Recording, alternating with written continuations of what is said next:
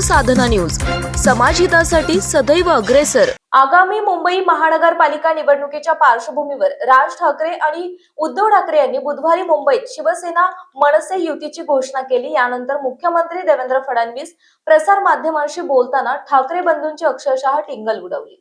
उद्धव ठाकरे आणि राज ठाकरे यांच्या एकत्र येण्याने फार काहीतरी घडेल असा कोणाचा समज असेल तर तो बाळबोध आहे असं देवेंद्र फडणवीस यांनी म्हटलंय। ते एकत्रित येण्यामुळे फार काही घडेल राजकीय दृष्ट्या असं जर कोणाचा समज असेल तर तो बाळबोध समज आहे। आणि मी म्हणजे आता असं सहज माझ्यासमोर टीव्ही चालू होता म्हणून मी आपलं बघत होतो तर काही माध्यम तर असं दाखवत होते की जणू काही रशिया आणि युक्रेनचीच युती होती आहे।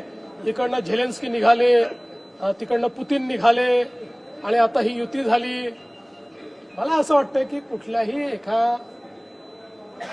पक्षाला निवडणुकीतलं आपलं अस्तित्व टिकवण्याकरता जे काही करावं लागतं त्या दृष्टीने दोन पक्ष जे अस्तित्वाकरता लढतात त्यांनी केलेली युती आहे। त्यापेक्षा पलीकडे त्याच्यामधनं काही फार अन्वयार्थ काढण्याचं कारण नाहीये। याने फार काही परिणाम होईल असं देखील मला वाटत नाही।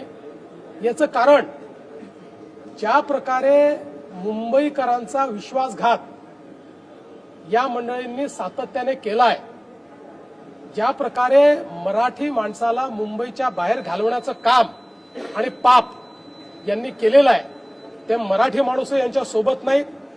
आणि ज्या प्रकारे अमराठी माणसावर सातत्याने हल्ले केले आहेत तेही यांच्या सोबत नाही। मुंबईमध्ये कोणी यांच्या सोबत येणार नाही।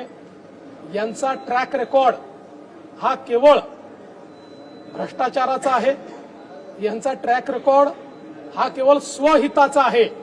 निवडणुका आल्या की भावनिक बोलायचं, आता भावनिक बोलण्याला जनता भुलणारी नाही।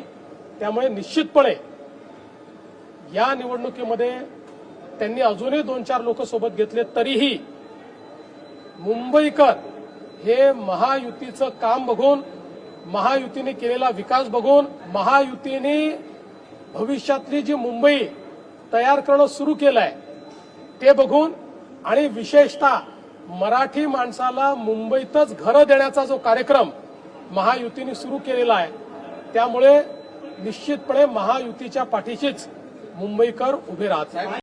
आपल्या परिसरातील महत्त्वाच्या बातम्या पाहण्यासाठी आमच्या समाज साधना न्यूज चॅनलला YouTube वर सबस्क्राइब करा आणि बेल आयकॉन प्रेस करा।